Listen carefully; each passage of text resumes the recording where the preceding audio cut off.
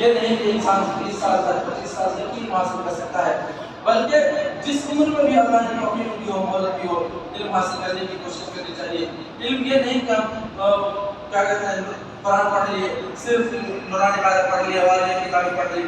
علم وہ ہے کہ ہمیں شریعت و سنت کا صحیح علم ہو جائے اور ہم اپنی زندگی کو قرآن و حدیث کی روشنی میں گزارنے والے بن جائیں۔ یقیناً عالم بننا فرض نہیں ہے، لیکن اتنا علم سیکھنا فرض ہے جس سے ہم اپنی زندگی کو صحیح طریقے سے گزار سکیں۔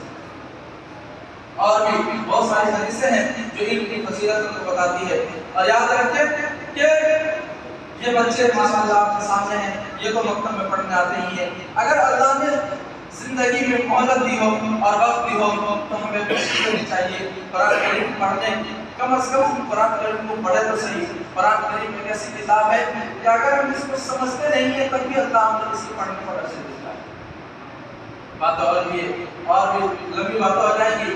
اللہ تعالیٰ ہم سبوں کو کہنے سننے سے زیادہ عمل کی توفیق نصیب فرمائے۔ اور ایک بات ضرور عرض کر دوں کہ اتنے بچے ہیں، تقریباً آج 72 بچوں کو انعام ملنا ہے، اور ان بچوں میں سے کچھ ہی بچوں کے باپ اور والد ہیں جو یہاں آئے ہیں، لیکن اکثروں کے نہیں آئے۔ یہ ایک بہت بڑا المیہ ہے۔ ہمارے مکتب کی اہمیت ہی لوگ نہیں دیتے۔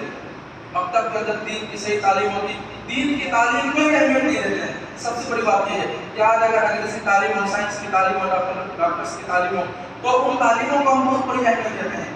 آج اگر اسکول اور کالجز کے اندر کوئی فنکشن ہو جائے، کوئی پروگرام ہو جائے تو باپ کے ساتھ ماں بھی جاتی ہے، لیکن مسجد کے اندر باپ تک کو آنے کی توفیق نہیں ہوتی، ماں کو تو آنا ہی نہیں ہے، باپ تک کو آنے کی توفیق نہیں ہوتی۔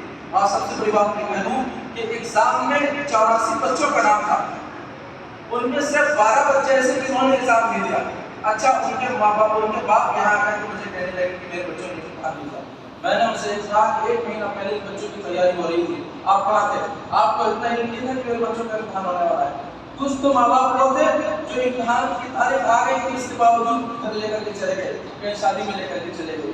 یہی اگر اسکول کی ایگزام کی تاریخ کا وقت ہوتا تو وہ اپنے بچوں کو چھوڑ کر کے جاتے، خود اپنی خواہشات کی قربانی دے دیتے، اور صرف اس وجہ سے کہ تاکہ بچوں کا وقت ضائع نہ ہو اور ان بچوں کو سرٹیفکیٹ اس سال کی مل جائے۔ یہ بہت بڑا المیہ ہے ہمارے لیے، اس لیے ہم اپنے بچوں کو مکتب کے اندر پابندی کے ساتھ بھیجیں اور دین کی صحیح تعلیم دیں۔ یاد رکھیں اولادیں نافرمان بنتی ہے، یقیناً بن رہی ہے۔ ماں باپ اولاد کو نافرمان بنانے کی سب سے بڑی سیڑھی اور سب سے بڑی وجہ جو ہے وہ ماں باپ۔ آج ہم اپنی اولاد کو خود ہم اپنی فضیلت کے بارے میں تعلیم نہیں دے رہے کہ ماں باپ کے حقوق کیا ہے، ماں باپ کے حقوق اللہ تبارک و تعالیٰ نے کیا بیان فرمائے ہیں، ماں باپ کا حقوق حدیث کے اندر کیا بیان کیے گئے۔ جب تک ہم اپنے اولاد کو اپنے حقوق کے بارے میں نہیں بتائیں گے، اس وقت ہمارے اولاد ہماری قدر نہیں کریں گے، اور بڑھاپے میں وہی معاملہ ہوگا جو آج ہو رہا ہے۔ اس لیے اپنے بچوں کو صحیح تعلیم اور دین کی تعلیم دینے کی ہر ممکن کوشش کریں۔ اللہ تبارک و تعالیٰ ہم سب کو محنت سے اصلاح عامل نصیب فرمائے، آمین۔ آخر دعوانا الحمدللہ رب العالمین۔ اب میں آپ کے سامنے اس پروگرام کا آغاز کرنے جا رہا ہوں۔ سب سے پہلے قرآن کریم کی تلاوت میں اس پروگرام کا آغاز کرنے جا رہا ہوں۔ قرآن کریم کی تلاوت کے لیے میں سعادت کو دعوت دے رہا ہوں، موضوع آئے اور قرآن کریم کی تلاوت۔